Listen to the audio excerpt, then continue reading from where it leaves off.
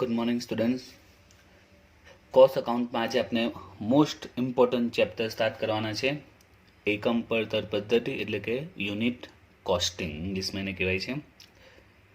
તો કોસ્ટનું આ chapter most important કહી શકાય છે. અત્યાર સુધી કોસ્ટમાં આપણે જે ચેપ્ટર જોયા છે, અગર મટીરિયલ અકાઉન્ટ, માલ સામાનના હિસાબો 1-2, મટીરિયલ અકાઉન્ટ 1-2 એમ, તો એમાં જે સમ આવતા હતા એ થોડા શોર્ટ હતા અને એક ફોર્મ્યુલા બેઝ જે પણ હતા તે સમાવેલા હતા. એમાં સૂત્ર પરથી આપણે દાખલા ગણતા હતા. આમાં એક એકચ્યુઅલી તમને લાગશે કે અકાઉન્ટનું ભણીએ છે જ્યારે આ ચેપ્ટર આપણે જોઈશું ત્યારે. અગાઉ જ્યારે આપણે ચેપ્ટર જોયા તો એક ફોર્મ્યુલા જેવું સૂત્ર જેવું આવતું હતું. ભાઈ અહીંયા આપણે ટોટલ જે અકાઉન્ટ્સમાં આપણે જે સ્ટેટમેન્ટ બનાવતા હતા, ખાતા બનાવતા હતા, પત્રક બનાવતા હતા, એ રીતે આપણે કામ કરીશું. સૌથી પહેલાં તો આપણે સમજીએ આ યુનિટ કોસ્ટિંગ એટલે શું, એકમ પડતર પદ્ધતિ એટલે શું, ક્યારે વપરાય, કઈ સિચ્યુએશનમાં વપરાય અને આ શું છે તે. તો જો આપણે કોઈ પણ બિઝનેસમાં આજે તમે વાત કરો, કોઈ પણ બિઝનેસ, કોઈ પણ એકમ લેવો તમે, પછી કોઈ પણ હોય. ફોર એક્ઝામ્પલ આપણે વાત કરીએ રિલાયન્સની કે પછી કોઈ પણ L&T, કોઈ પણ કંપનીની તમે વાત લો, બરાબર છે. કોઈ પણ કંપની, પણ દરેક કંપની આજે શું એવું જોવા મળે છે કે ઓનલી વન પ્રોડક્ટ, એક જ પ્રોડક્ટ બનાવતી હોય ના. આજે દરેક કંપની એકની 10, 15, 20, 100ની સંખ્યામાં, હજારોની સંખ્યામાં પ્રોડક્શન કરે છે. ફોર એક્ઝામ્પલ આપણે વાત કરીએ હિન્દુસ્તાન લીવર. તમને ખબર આપણા ઘરમાં જે પણ ભાઈ કોસ્મેટિક વસ્તુ આવે છે, સાબુ હોય કે એ સિવાયની પણ ઘણી વસ્તુઓ, તો મોટાભાગની હિન્દુસ્તાન લીવર બનાવે છે. તો વિચારો કેટલા પ્રકારની પ્રોડક્ટ બનાવે છે. ચલો હવે એને સાઈડ પર મૂકીએ, આપણે કોઈ પણ કંપનીની વાત કરીએ, બરાબર છે. કોઈ મોબાઈલ કંપનીની વાત કરીએ તો તમે જોઈ શકો છો મોબાઈલ કંપનીમાં ફોર એક્ઝામ્પલ આપણે લઈએ સેમસંગના મોબાઈલ. તમે જુઓ તો કેટલા મોડલ છે. મોબાઈલમાં પણ એના કેટલી વેરાયટી મળે છે, ટીવીમાં વેરાયટી મળે છે, બરાબર છે. તો સેમસંગ બી એક સાથે ઘણી વસ્તુઓ બનાવે છે. LGની વાત કરીએ, મોબાઈલ, ટીવી, વોશિંગ મશીન, બરાબર છે. તો એ લોકો એક સાથે ઘણી વસ્તુનું પ્રોડક્શન કરે છે અને એમાં બી અલગ અલગ મોડલ, અલગ અલગ વેરાયટીમાં. તો આવી સિચ્યુએશનમાં એ લોકોને એક પ્રોબ્લેમ તો આવતો હશે, એ છે એની કોસ્ટ કાઢવાનો, એનો ખર્ચો, કે આ વસ્તુ પ્રોડક્ટ કરવા માટે એકચ્યુઅલી કેટલો ખર્ચો થાય છે, બરાબર છે.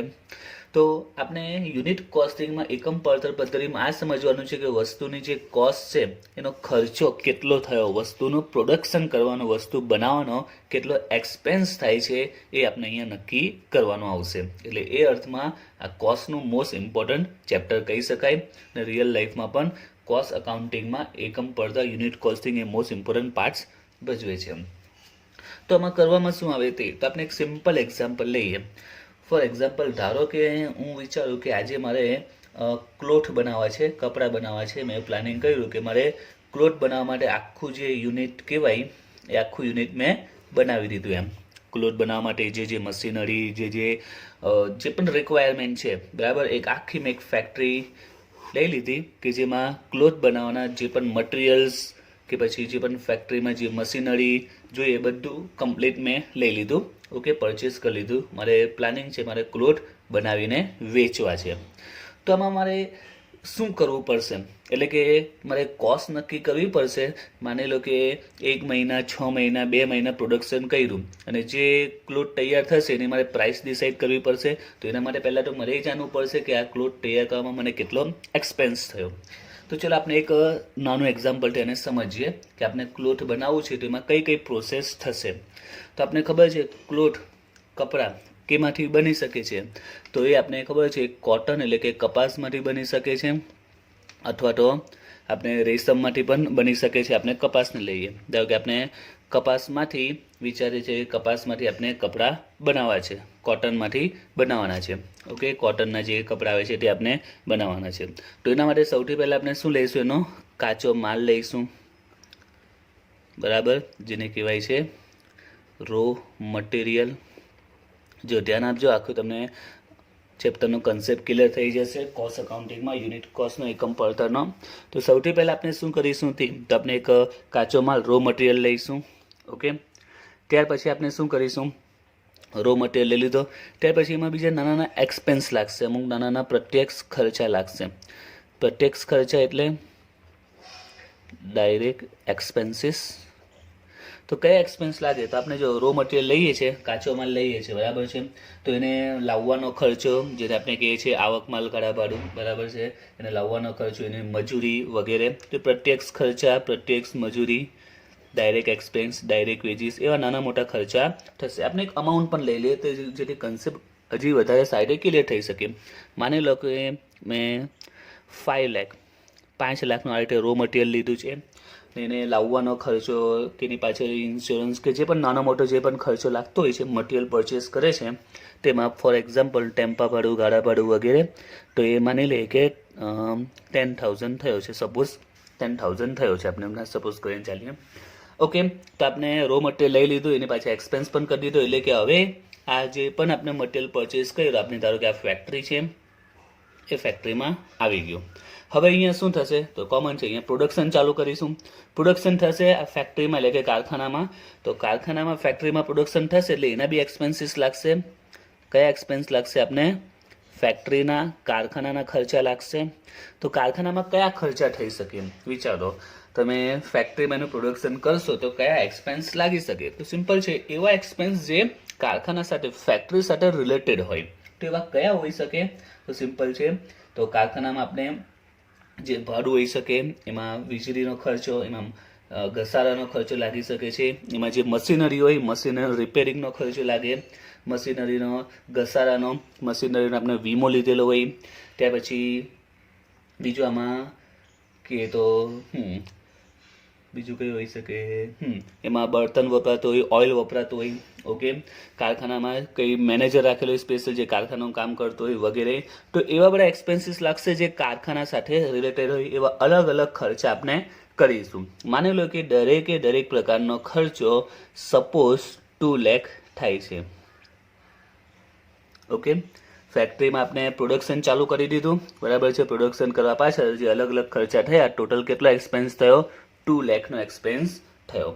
એટલે કે હવે આપણું પ્રોડક્શન થઈ ગયું છે. પ્રોડક્શન થઈ ગયું એટલે આપણે શું કરીશું? હવે એને સેલ કરીશું. પણ સેલ થાય એ પહેલાં એમાં થોડું તમારે ઓફિશિયલ વર્ક કરવું પડે. થોડું ઓફિશિયલ બી વર્ક કરવું પડે, એની બધી કેલ્ક્યુલેશન કરવી પડે, કેટલો એક્સપેન્સ થયો. કારણ કે ફેક્ટરીમાં પ્રોડક્શન થાય, બરાબર છે, એની સાથે સાથે ઓફિશિયલ વર્ક પણ આપણે બધું કરવું પડે. ઓફિશિયલ વર્ક કઈ રીતે? કારણ કે ઓફિસમાંથી જ તો ઓર્ડર આપવામાં આવતો હોય છે, ઓફિસમાંથી જ ગ્રાહકોને કોન્ટેક્ટ કરવામાં આવતા હોય છે, ઓફિસમાંથી જ બધી કેલ્ક્યુલેશન કરવામાં આવતી હોય છે, ઓફિસમાં બધા પ્લાનિંગ કરવામાં આવતા હોય છે કે કઈ રીતે પ્રોડક્શન કરવું, કઈ રીતે સેલિંગ કરવું, માર્કેટિંગ કરવું. એટલે ઓફિશિયલ વર્ક પણ તમારે કરવું પડશે. એટલે હવે કયા એક્સપેન્સ આપણે ફોલો કરવા પડશે? એ છે ઓફિસના એક્સપેન્સીસ કરવા પડશે. તો ઓફિસમાં પણ ઘણા એક્સપેન્સ આવી શકે. કઈ આવે છે? તો ઓફિસમાં જે એમ્પ્લોય વર્ક કરતા હોય તેમની સેલેરી આપવાની હોય છે, ઓફિસમાં મેનેજર વર્ક કરતો હોય તેની સેલેરી આવશે. ત્યાર પછી ઓફિસમાં જે ફર્નિચર હોય એનો ઘસારો આવી શકે છે. ત્યાર પછી ઓફિસનું ભાડું, વીજળી વગેરે. તો એવા અલગ અલગ પ્રકારના ઓફિસ રિલેટેડ એક્સપેન્સ સપોઝ કે 40,000 થયા છે.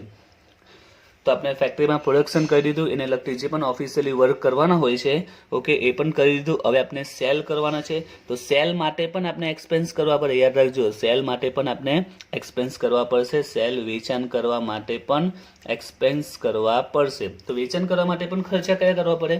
તો જો વેચાણ કરવા માટે આપણે એડવર્ટાઇઝ કરીએ છીએ, બરાબર, જાહેરાત કરીશું, સેલ્સ મેનેજર રાખીશું, સેલ્સમેન રાખીશું. ઓકે, તો આ રીતના પછી જાવક માલ, ગાડા ભાડું, તો આવા પણ આપણે ઘણા ખર્ચા કરવા પડતા હોય છે જે વેચાણ સાથે, સેલ્સ સાથે રિલેટેડ હોય છે. ઓકે, તો માની લો કે એવા એક્સપેન્સ થયા 50,000. ઓકે, તો અહીંયા આપણે વેચાણ કરવા માટે જાહેરાતો પણ કરી દીધી. આપણે જે પ્રોડક્ટ બનાવ્યા, જે કપડાં બનાવ્યા છે એને વેચવા માટે આપણે જાહેરાત કરી દીધી, ફૂલ માર્કેટિંગ કરી દીધી. એટલે બધા ખર્ચા પતી ગયા. હવે આપણે ફક્ત શું કામ રહ્યું? વસ્તુ વેચવાનું જ કામ રહ્યું. તો આપણે આટલા બધા ખર્ચા કર્યા, તો આપણે એ ચેક કરીએ ને કે આપણી પાસે ટોટલ કેટલા રૂપિયાનો આપણે એક્સપેન્સ થયો. આ જે કોટનના કપડાં બનાવ્યા એમાં ટોટલ આપણે 5 લાખનું મટીરિયલ લીધું, 10,000નો આમાં જે ડાયરેક્ટ એક્સપેન્સ થયો, પછી ફેક્ટરીના ખર્ચા થયા, ઓફિસના ખર્ચા અને સેલિંગના એક્સપેન્સ થયા. સેલ નથી, સેલિંગ એક્સપેન્સ છે, વેચાણના ખર્ચા થયા 50,000. તો આપણે જો ટોટલ કરીએ તો 5, 6, 7 આપણે તો 8 લાખ 8 લાખ ટોટલ આપણે 8 લાખનો ખર્ચો કર્યો, બરાબર. અને આપણે કહેવાય કુલ પડતર એટલે કે ટોટલ કોસ્ટ. ટોટલ કેટલો એક્સપેન્સ થઈ ગયો આપણો? 8 લાખનો એક્સપેન્સ થઈ ગયો. હવે આપણે સપોઝ કરીએ કે 8 લાખનો આપણે જે એક્સપેન્સ કર્યો છે એમાં આપણે જે પણ મટીરિયલ બનાવ્યું હશે, જે પણ કાપડ બનાવ્યું હશે, જે પણ હોઈ શકે છે, તો માની લો કે એના 1000 એકમો 1000 યુનિટ તૈયાર થયા છે. કેટલા યુનિટ તૈયાર થયા છે? 1000 એકમો, 1000 એકમો તૈયાર થયા છે. તો વિચારો આપણે એને કયા ભાવમાં વેચીશું અને પ્રાઇસ શું નક્કી કરીશું?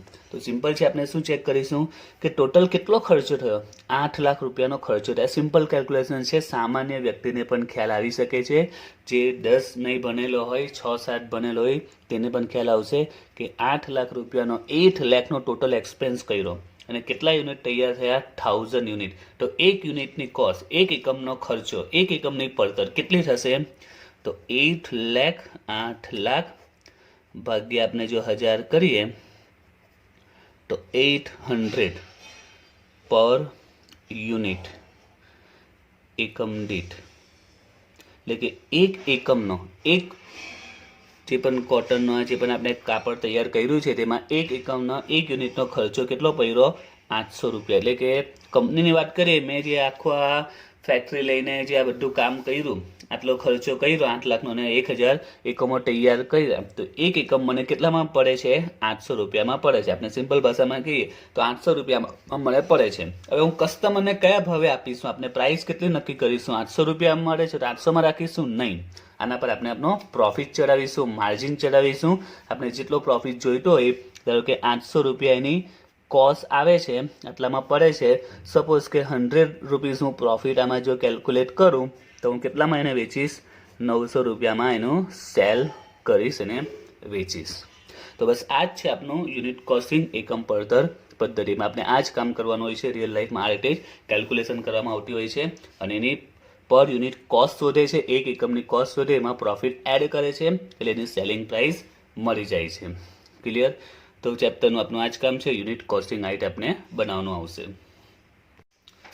હવે આના પરથી આપણે કન્સેપ્ટ ક્લિયર થઈ ગયો છે એકમ પડતર પદ્ધતિ વિશે. તો એનું આખું જે ફોર્મેટ છે, જે આ સમજાવ્યું છે, તમારે એક ફોર્મેટ એ યાદ રાખવાનું છે. તો એ ફોર્મેટ ત્યાર પછી નોટમાં બનાવી લખી દેજો. આ ફોર્મેટ તમને કામ પડશે. તો આ પડતરના પત્રકનું આખું ફોર્મેટ છે, જે દાખલામાં આપણે બનાવીશું અને એના બેઝ પર જ તમને આ આખી કેલ્ક્યુલેશન સમજાવી છે. કારણ કે રિયલ લાઈફમાં મોટાભાગે આ સ્ટેપમાં કેલ્ક્યુલેશન થતી હોય છે અને આ સ્ટેપમાં ગણતરી કરતા હોય છે વસ્તુની કિંમતની. તો એના બેઝ પર જ આખું એક ફોર્મેટ છે પડતરના પત્રકનું, જે તમારે યાદ રાખવાનું છે. દરેકે દરેક દાખલામાં તમારે એક આ ફોર્મેટ કમ્પલસરી બનાવવું પડશે દાખલો સોલ્વ કરવા માટે. તો જોઈએ ફોર્મેટ કઈ રીતે છે તે. પડતરનું પત્રક, બ્રેકેટમાં એને એકમો લખીશું. જેમ કે આમાં આપણે કેટલા એકમો બનાવ્યા? 1000 એકમો, તે 1000 એકમો આવશે. ત્યાર પછી અહીંયા બે ખાના દોરવાના આવશે. એક આવશે એકમ દીઠ પડતર અને એક કુલ પડતર, એટલે કે એક એકમ કેટલામાં થાય છે અને ટોટલ ખર્ચો કેટલામાં થાય છે. એ તો આપણે જ્યારે દાખલા સ્ટાર્ટ કરીશું એટલે કન્સેપ્ટ ક્લિયર થઈ જશે. આ એકમ દીઠ પડતર અને કુલ પડતરનો એ ખ્યાલ આવી જશે જ્યારે દાખલા સ્ટાર્ટ કરીશું ત્યારે. અત્યારે આપણે મેન ફોર્મેટનો જે બેસિક સ્ટેપ છે એ યાદ રાખવાના છે. તો સૌથી પહેલાં આવશે પ્રત્યક્ષ માલ સામાન, પ્રત્યક્ષ મજૂરી, પ્રત્યક્ષ ખર્ચા. આ ફિક્સ સ્ટેપ છે, તમારે યાદ રાખવાના. આમાં અપ એન્ડ ડાઉન નહીં ચાલે. હા, અંડર ઉપર નીચે ચાલી શકે છે, પણ સૌથી પહેલાં તમારે પ્રત્યક્ષ માલ સામાન, પ્રત્યક્ષ મજૂરી, પ્રત્યક્ષ ખર્ચા, ત્રણ જ વસ્તુ આવશે. જે અમે શરૂઆતમાં સમજાયું, કારણ કે આપણે શરૂઆતમાં કાચો માલ લઈશું, પ્રત્યક્ષ ખર્ચા થશે, એની પાસે મજૂરી થશે, આવક માલ, ભાડા, ભાડું વગેરે જેવા ખર્ચા લાગશે તે. તો પ્રત્યક્ષ માલ સામાન, પ્રત્યક્ષ મજૂરી, પ્રત્યક્ષ ખર્ચા એ બધાને આપણે જે ટોટલ કરીશું એને કહેવાશે પ્રાથમિક પડતર, એટલે કે શરૂઆતની પડતર. વસ્તુ માટે શરૂઆતમાં આપણે કેટલો ખર્ચો થયો તેમ. જેમ કે આમાં હું કહું કે મેં કાચો માલ 5 લાખ મળ્યો, પ્રત્યક્ષ ખર્ચા મજૂરી 10,000 થઈ. હવે ફેક્ટરીમાં કામ થશે તો વાર લાગશે, મહિનો, 1.5 મહિનો, 15 દિવસ થશે. તો હું શું ગણતરી કરીશ કે અત્યારે મારે શરૂઆતમાં 5,10,000નો ખર્ચો થઈ ગયો એમ. કારણ કે કાચો માલ લેવીશ અને ફેક્ટરીમાં કામ થતાં ઓછામાં ઓછા 15 દિવસ, મહિનો લાગી જશે. એટલે શરૂઆતમાં મેં કેટલો ખર્ચો કર્યો? 5,10,000નો. એટલે એને આપણે કહેવાય છે પ્રાથમિક પડતર કહેવાશે. ઓકે.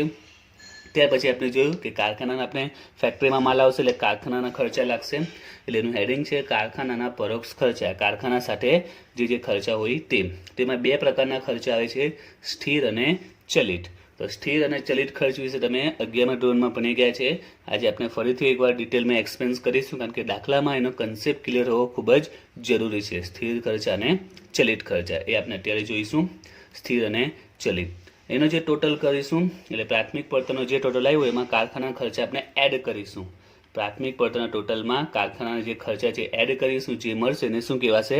કારખાના પડતર. જે મળશે એને શું કહેવાશે? કારખાના પડતર. ત્યાર પછી કયા ખર્ચા આવે છે? ઓફિસના ખર્ચા. તો ઓફિસના ખર્ચા મોટાભાગે કેવા હોય છે? સ્થિર હોય છે. મોટાભાગે કેવા હોય છે? સ્થિર છે. એ આપણે ઉમેરીશું.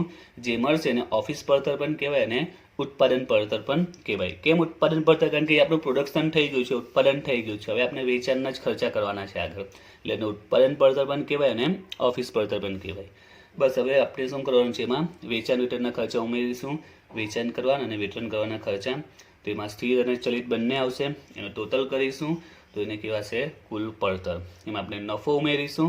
જે મળશે તે આપણે વેચાણ મળી જશે. તો આ એક ફોર્મેટ તમારે યાદ રાખવાનું છે. સિમ્પલ ફોર્મેટ છે. પ્રત્યક્ષ માલ સામાન, પ્રત્યક્ષ મજૂરી, પ્રત્યક્ષ ખર્ચા જે આવે તે પ્રાથમિક પડતર. એમ જે પ્રત્યક્ષ ખર્ચા થાય છે, જે ડાયરેક્ટ ઉત્પાદન સાથે સંકળાયેલા હોય એવા ખર્ચાને પ્રત્યક્ષ ખર્ચા કહેવાય છે, માલ સામાન કહેવાય છે. એના ટોટલને કહેવાય પ્રાથમિક પડતર. એમાં કારખાના ખર્ચા ઉમેરવાના. શોર્ટમાં યાદ રાખવું હોય, પ્રત્યક્ષ ખર્ચાનો ટોટલ એ પ્રાથમિક પડતર. એમાં કારખાના ખર્ચા ઉમેરીએ, જે મળે તે કારખાના પડતર. ત્યાર પછી ઓફિસના ખર્ચા ઉમેરો તો જે મળે તે ઉત્પાદન કે ઓફિસ પડતર. ત્યાર પછી વેચાણ વિતરણના ખર્ચા ઉમેરો, જે મળે તેને કુલ પડતર. એમાં નફો એડ કરો એટલે વેચાણ મળી જાય. અને ત્રણેયમાં સ્થિર અને ચલિત બધામાં આવે. ખાલી ઓફિસ એવો છે કે જેમાં ફક્ત સ્થિર આવે. કેમ એ પણ હું ત્યાં સમજાવીશ. એટલે એમાં ફક્ત સ્થિર આવે એવો નિયમ નથી, પણ મોટે ભાગે ઓફિસના ખર્ચા સ્થિર હોય છે. ઓકે, હવે આપણે કન્સેપ્ટ ક્લિયર કરીએ. સ્થિર અને ચલિતનો જે આપણે ચેપ્ટરમાં મોસ્ટ ઇમ્પોર્ટન્ટ પાર્ટ્સ ભજવે છે દાખલાના સોલ્યુશન માટે. સ્થિર અને ચલિત તમારામાંથી ઘણાને સ્થિર અને ચલિત ખર્ચનો કન્સેપ્ટ કદાચ ક્લિયર જ હશે.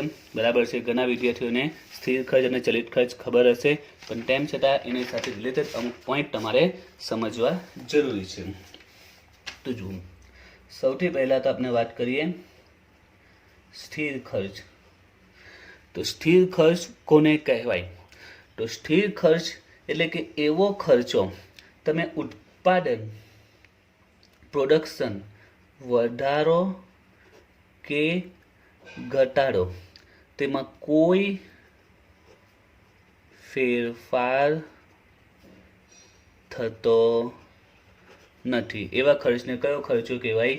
સ્થિર ખર્ચ. પ્રોડક્શનને તમે વધારો કે ઘટાડો, પણ એમાં કોઈ ફેરફાર થતો નથી. ફોર એક્ઝામ્પલ, આપણું વાત કરીએ કારખાનું. આપણું ફેક્ટરી છે, કારખાનું છે. કારખાનાનું ભાડું માની લો કે મહિનાનું 10,000 ભાડું છે. કારખાનાનું ભાડું કેટલું છે? 10,000 છે.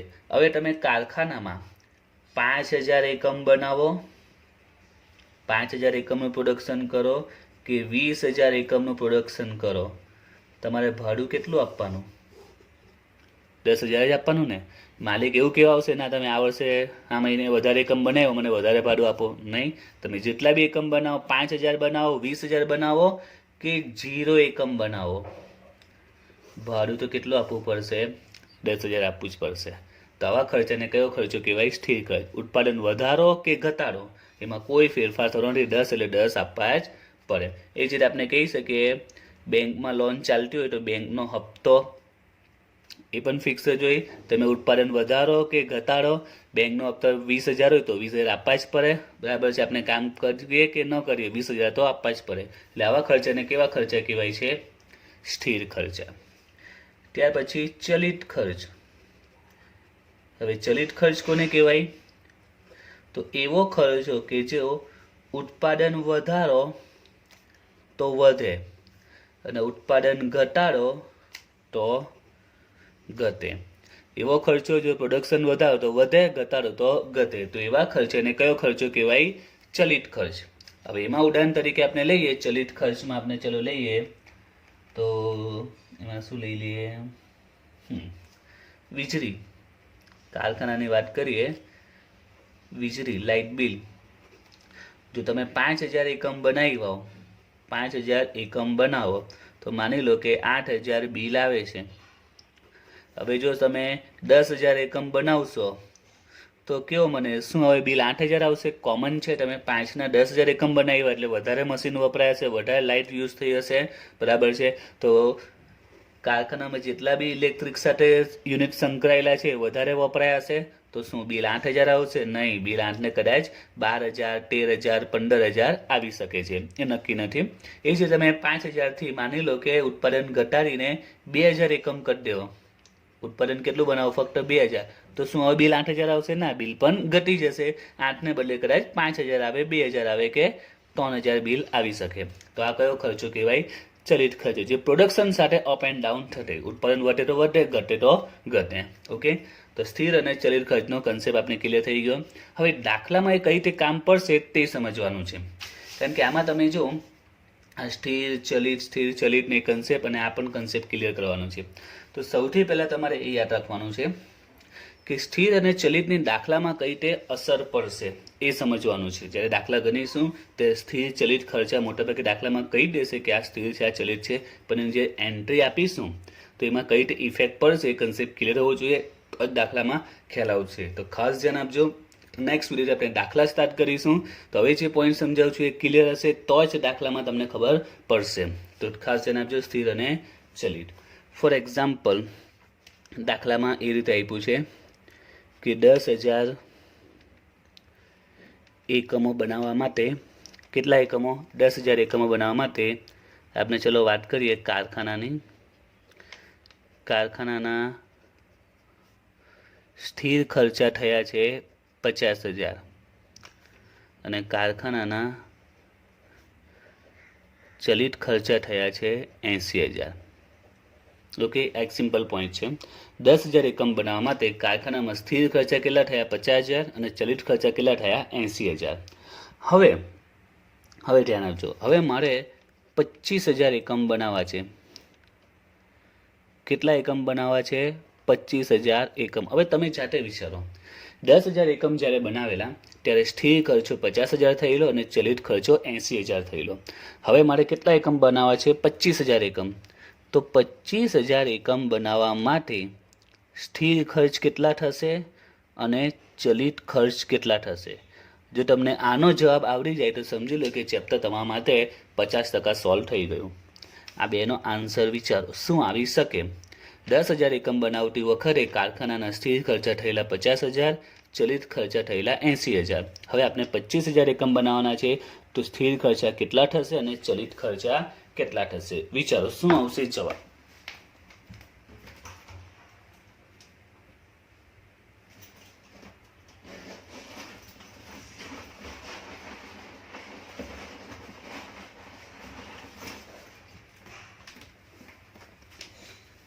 તો જો હવે આન્સર શું આવશે તેમ, તો સૌથી પહેલા સ્થિર ખર્ચા 50,000 અમને સમજાવ્યું. સ્થિર ખર્ચા વિશે તમે પ્રોડક્શન 5,000 કરો, 20,000 કરો કે 0, જે 10 તો 10 ફિક્સ લાગવાના છે. એટલે સ્થિર ખર્ચામાં જે આ કુલ રકમ છે, બરાબર, આ ખર્ચની જે કુલ રકમ છે, એટલે જે 50,000 છે એ જ તમારે બેઠા મૂકી દેવાના, બરાબર.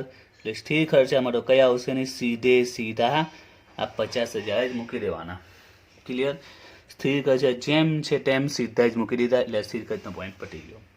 હવે ચલિત ખર્ચા કેટલા થશે? તો ચલિત ખર્ચા કેટલા છે? અત્યારે 80 છે, તો 80 આપણે મૂકી ન શકીએ, કારણ કે એમાં ઉત્પાદન વધારો તો વધે, ઘટાડો તો ઘટે. 10થી 25 કર્યું, તમે ઉત્પાદન વધાર્યું છે, એટલે પહેલા 80 થયેલા હતા, હવે 80 તો થશે જ નહીં, તો હવે વધારે થશે, કારણ કે ઉત્પાદન વધાર્યું છે. તો સવાલ છે કે કેટલા થશે? જો સ્થિર તો સિમ્પલ જ છે, એમાં બેઠી અમાઉન્ટ જ મૂકી દેવાની, કારણ કે એમાં તો કોઈ ચેન્જીસ આવવાનો, 10ના 10 જ રહે, 50ના 50 જ રહે. ઓકે, માની લો કે એક બીજું લેવું, તમે 30,000 એકમ બનાવો તો પણ સ્થિર ખર્ચા કેટલા રહેશે? તો સ્થિર ખર્ચા એટલા ને એટલા જ રહેશે. કેટલા આવશે? 50ના 50 જ આવશે. 10 બનાવ્યા, 25 બનાવો કે 30, કુલ સ્થિર ખર્ચ કેટલો છે? 50. એ બધામાં કેટલો રહેશે? 50 જ રહેશે. હવે સવાલ છે ચલિત ખર્ચા કેટલા આવશે? તો જો હવે ચલિત ખર્ચા કઈ રીતે ગણાય તે, તો એના માટે એક સિમ્પલ કેલ્ક્યુલેશન છે. જેમ કે આમાં ઘણી વ્યક્તિ વિચારે કે મેં 5,000 એકમ બનાવ્યા ત્યારે મારું 8,000 બિલ આવ્યું, બરાબર. તો ઘણાને કેલ્ક્યુલેશન હોય કે 5,000 એકમ બનાવ્યું ત્યારે 8,000 બિલ આવ્યું, તો 10,000 એકમ બનાવશે તો મારું કેટલું બિલ આવશે? હવે ગણતરી કરે ને કે 5,000 એકમનું 8,000 બિલ, તો 10,000 એકમનું કેટલું બિલ? તો 10,000 ગુણ્યા 8 ભાગ્યા 5 આ રીતે ગણતરી કરે. તો બસ અહીંયા પણ આપણે એવી રીતે વિચારી શકીએ છીએ કે 10,000 એકમ બનાવવા માટે કેટલો ખર્ચો થયેલો? 80,000 થયેલો. 10,000 એકમ બનાવવામાં કેટલો ખર્ચો થયો? 80,000. 10,000 એકમ બનાવવાનો કેટલો ખર્ચો? 80,000. હવે આપણે કેટલા બનાવ્યા? 25. તો જો 25,000 એકમ બનાવવા હોય તો કેટલો ખર્ચો થાય? તો 25 ગુણ્યા 80 ભાગ્યા 10 કરો તો આપણે ખબર પડે કે કેટલો ખર્ચો આવે? 2 લાખ રૂપિયા. ખબર પડી? ચલિત ખર્ચા માટે કઈ રીતે સુવિધા? 10,000 એકમ બનાવવા માટે 80,000 ખર્ચો થાય છે. 10 બનાવવા હોય તો 80,000. હવે આપણે કેટલા બનાવ્યા? 25. તો 25 એ કેટલા? તો જવાબ કેટલો આવે છે? 2 લાખ. તો એ જ રીતે હવે આમાં પણ શોધી શકાશે કે 10,000 એકમ બનાવવા માટે કેટલા? 80,000. 10,000 એકમ બનાવવા હોય તો 80,000 ખર્ચો લાગે. આપણે કેટલા બનાવવા છે? 30,000. 10,000 એકમ બનાવવા માટે 80,000. તો આપણે કેટલા બનાવવા છે? 30,000. તો 30,000 માટે કેટલા? તો 30,000 ગુણ્યા 80 ભાગ્યા 10 કરો તો આવે છે 2,40,000. ક્લિયર થઈ ગયું? તો સ્થિર ખર્ચમાં આપણે શું કર્યું? જે કુલ રકમ છે, કુલ 50,000 છે, ટોટલ કુલ 50 એ સીધા મૂકી દેવાના. અહીંયા બી 50 અને અહીંયા પણ 50, એટલે એનું કામ પૂરું. એટલે સ્થિર તો આપણા માટે બહુ સિમ્પલ છે. તમારે ચલિતમાં થોડું ધ્યાન રાખવાનું છે. તો ચલિતમાં આપણે જોયું કે 10,000 એકમ બનાવવા માટે 80,000 ખર્ચો થાય છે. તો 25 કેટલા અને 30 કેટલા? આ રીતે ગણતરી કરતા આપણે બંનેના જવાબ મળી ગયા. પરંતુ આ ગણતરી પણ થોડી હાર્ડ છે. હજી આપણે આમાં ઇઝી સ્ટેપ પર આવીએ. હવે આમાં ઇઝી સ્ટેપ શું છે તે? તો ઇઝી સ્ટેપ એ છે કે આજે ચલિત ખર્ચામાં તમારે એક કામ કરવાનું, તમારે એકમ દીઠ રકમ શોધી નાખવાની. કઈ રકમ શોધી નાખવાની? એકમ દીઠ. કઈ રકમ શોધવાની? એકમ દીઠ. જુઓ, 10,000 એકમ બનાવવા માટે 80,000 ખર્ચો થયો છે. તો વિચારો એક એકમ બનાવવાનો કેટલો ખર્ચો પડ્યો? એક એકમ કેટલામાં પડ્યું? એમ ચલિત ખર્ચની વાત કરીએ તો એક એકમ બનાવવાનો ચલિત ખર્ચો કેટલો? તો જો કુલ કેટલો ખર્ચો થયો? 80,000 થયો. એકમો કેટલા? 10,000. તમારે જો એકમ દીઠ શોધવું હોય તો શું કરવું પડે? 80,000 ખર્ચો ભાગ્યા 10,000. 80,000 ખર્ચ થયો ને એકમ કેટલા? 10,000. એટલે એક એકમ બનાવવા માટે કેટલો ખર્ચો થયો? 8 રૂપિયા. 80 ભાગ્યા 10, 8 રૂપિયા એકમ દીઠ ખર્ચો. ખબર પડી? આ એકમ દીઠ શોધ્યું એટલે એક એકમનો ખર્ચો શોધી નાખવાનો. એક એકમનો ખર્ચો શોધી નાખવાનો. અત્યારે જો ઓલરેડી મેં ગણતરી સમજાવી એ રીતે પણ ચલિત ખર્ચા શોધાશે જ, પણ એમાં તમારો ટાઈમ વેસ્ટ થશે. આપણે સમય બચાવવાનો પણ છે સાથે. તો એના કરતાં આ રીત વધારે બેટર છે. તમારે શું કરવાનું? એકમ દીઠ શોધી નાખવાનું. એમ પણ આપણે જ્યારે કોષ્ટક બનાવીશું એ કોષ્ટકમાં એકમ દીઠનું ખાનું છે, એટલે આપણે એકમ દીઠ શોધવાનું આવશે જ. તો એકમ દીઠ પરથી આપણે ચલિત ખર્ચા શોધવાના. તો જો એકમ દીઠ 8 રૂપિયા મળી ગયા. તો હવે શું યાદ રાખવાનું? તે જે રીતે સ્થિરમાં આપણે જે કુલની રકમ છે, સ્થિર ખર્ચમાં શું કરતા હતા? જે કુલની રકમ એ ડાયરેક્ટ લખી દેતા હતા. બરાબર? કુલની રકમ એની એ જ આવતી હતી. તો એ જ પ્રમાણે ચલિત ખર્ચમાં જે એકમ દીઠ રકમ છે ને એ એની એ જ આવે. એટલે અહીંયા એકમ દીઠ 8 છે તો અહીંયા પણ એકમ દીઠ 8 રહેશે. અહીંયા પણ એકમ દીઠ 8 જ રહેશે. જો હવે આપણે જવાબ લાગ. હવે અહીંયા પણ એકમ દીઠ કેટલા આવશે? અહીંયા પણ એકમ દીઠ કેટલા થશે? ચલિત ખર્ચા 8 થશે. અહીંયા પણ એકમ દીઠ ચલિત ખર્ચા 8 થશે. એટલે આ નિયમ યાદ રાખજો કે સ્થિર ખર્ચમાં ખાસ યાદ રાખજો. ચેપ્ટરનો મોસ્ટ ઇમ્પોર્ટન્ટ નિયમ છે. આખો ચેપ્ટર આના પર બેઝ છે એમ સમજી લો કે સ્થિર ખર્ચમાં જે કુલ રકમ છે 50,000 એ કેટલું પણ પ્રોડક્શન કરો 50 ના 50 જ મેન્ટેન રહે છે. બરાબર? એ જ પ્રકારે ચલિતમાં જે એકમ દીઠ રકમ છે 8 રૂપિયા એ દરેકમાં 8 જ રહેશે. હવે આપણા જવાબ શોધવો હોય, માનો કે આપણે પાસે જવાબ નથી, આપણે આ કુલ રકમ શોધવી છે બંનેની, તો સિમ્પલ જ છે. એકમ દીઠ કેટલા છે? 8. એક એકમના 8 છે. એવા કેટલા એકમ છે આપણી પાસે? 25,000. તો શું કરવાનું? 25,000 ગુણ્યા 8 કરો તો કેટલા આવે? 2 લાખ. આવી ગયું? ખબર પડી? એકમ દીઠ 8 છે એટલે એક એકમના 8 રૂપિયા. આપણે એવા કેટલા એકમ છે? 25,000. તો 25,000 ગુણ્યા 8 કરો તો 2 લાખ આવી જશે. એ જ રીતે અહીંયા કરી કેટલા એકમ છે? 30,000 અને એકમ દીઠ ખર્ચો કેટલો આવે છે? 8. તો 8 તાલી 24, 2,40,000 આવી ગયા. બરાબર? તો આ નિયમ હવે માઇન્ડમાં સેટ કરી દેજો કે સ્થિર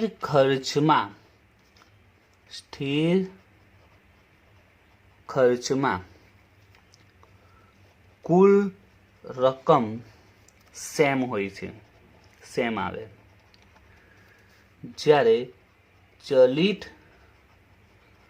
ખર્ચમાં એકમ દીઠ જે રકમ હોય તે સેમ આવે અથવા સેમ હોય છે. તો આ માઇન્ડમાં નિયમ સેટ કરી દેજો. સ્થિર ખર્ચમાં કુલ રકમ સેમ હોય છે, જ્યારે ચલિત ખર્ચમાં એકમ દીઠ રકમ સેમ હોય છે. આ તમને આગળ ટીવાયમાં બી કામ પડશે. ટીવાયમાં પણ અકાઉન્ટમાં જે ચેપ્ટર આવે છે અમુક એમાં કામ પડશે. બરાબર છે. તો યાદ રાખજો, સ્થિર ખર્ચમાં કુલ રકમ સેમ રહી 50 50 50, અને ચલિત ખર્ચમાં એકમ દીઠ રકમ સેમ રહી. એકમ દીઠ જેમ જોયું આપણે એકમ દીઠ 8 હતા, તો બધામાં કેટલા આવશે? 8 આવશે. તો આ નિયમ માઇન્ડમાં સેટ કરી દેજો. આગળ આપણે જ્યારે ચેપ્ટર સ્ટાર્ટ કરીશું ત્યારે ખાસ કામ પડશે. અને આ પત્રક આખું યાદ રાખજો. હવે પત્રકમાં પણ એક પોઈન્ટ સમજાવી રહ્યો છું કે આપણે એમ કારખાનાની વાત કરીએ સ્થિર છે અને ચલિત છે. ઓકે, દાખલામાં સ્પષ્ટ મોટાભાગે આપી જ દેશે. ઓફિસની વાત કરીએ સ્થિર છે, તો યાદ રાખજો ઓફિસમાં મોટાભાગે સ્થિર ખર્ચો હોય છે. કારણ કે ઓફિસમાં આપણે વાત કરીએ તો ઓફિસમાં જે વર્કર હોય છે, જે ઓફિસમાં કામ કરતા હોય છે સ્ટાફ, તો મોટાભાગે ફિક્સ સેલેરી પર હોય છે. ઓફિસના જે ખર્ચા હોય છે તેમાં બી વધારે અપડાઉન આવતા નથી. મોટાભાગે ફિક્સ જ હોય છે. દર મહિને 4-5 હજાર, જેમ કે મેન્ટેનન્સનો ખર્ચો, ભાડું હોઈ શકે છે, વીજળી પણ એટલી નોર્મલ જ આવતી હોય છે. એટલે આમાં ચલિત ખર્ચ આવી શકે, પણ મોટાભાગે કેવા હોય છે? સ્થિર હોય છે. જ્યારે વેચાણ વિતરણમાં સ્થિર પણ આવે અને ચલિત બંને આવી શકે છે. હવે સવાલ છે કે આમાં ખર્ચા બે પ્રકારનો આપને ખબર છે, સ્થિર અને ચલિત. એટલે દરેકે દરેક ખર્ચા કાં તો સ્થિર હશે કાં તો ચલિત હશે. જેમાં ત્રણનું તો આપણે કન્સેપ્ટ ડાયરેક્ટ આપી દીધું છે. હવે આ જે 3 છે પ્રાથમિક પડતરમાં આવે છે એ ખર્ચા, એ કેવા હોય? તો યાદ રાખજો એ હંમેશા ચલિત જ હોય છે. કેમ ચલિત હોય છે? સિમ્પલ નિયમ છે. પ્રત્યક્ષ માલ એટલે કાચો માલ. હવે તમે વિચારો 10,000 એકમ બનાવવા માટે તમે કાચો માલ 20,000નો લાવ્યા. હવે ધારો કે મારે 30,000 એકમ બનાવવા હોય તો મારે કેટલો કાચો માલ લાવવો પડશે? શું 20,000 લાવવો પડશે? ના, 10,000 એકમ બનાવવા માટે 20,000 લાવ્યા છે, 30,000 માટે એના કરતાં ડબલ લાવવો પડશે ને, એના કરતાં ટ્રિપલ પણ લાવવો પડશે ને. એટલે ખર્ચો વધી જશે. બરાબર, ઉત્પાદન વધે એટલે ખર્ચો વધે. એટલે કયો ખર્ચો બની જાય? ચલિત ખર્ચા. તો આ બી માઇન્ડમાં સેટ કરી દેજો. દાખલામાં કયું ન હોય કે આ ચલિત ખર્ચા છે, આ દરેક માટે મોટાભાગે કહી જ દેશે. આના માટે કયું ન હોય તો યાદ રાખજો, પ્રાથમિક પડતરમાં જેટલા બી ખર્ચા આવે, પ્રત્યક્ષ માલ, પ્રત્યક્ષ મજૂરી, પ્રત્યક્ષ ખર્ચા જે પણ આવે ટોન જ આવશે ટોટલી. તો એ બધા કેવા ખર્ચા હોય છે? ચલિત ખર્ચા. ઓકે, તો નેક્સ્ટ વિડીયોમાં આપણે દાખલા સ્ટાર્ટ કરીશું. તો એના માટે આ જે કન્સેપ્ટ સમજાવ્યું છે તે અને આ ફોર્મેટ એ પરફેક્ટલી યાદ રાખજો, તો એકદમ ઇઝીલી દાખલાનો કન્સેપ્ટ ક્લિયર થઈ જશે. ઓકે.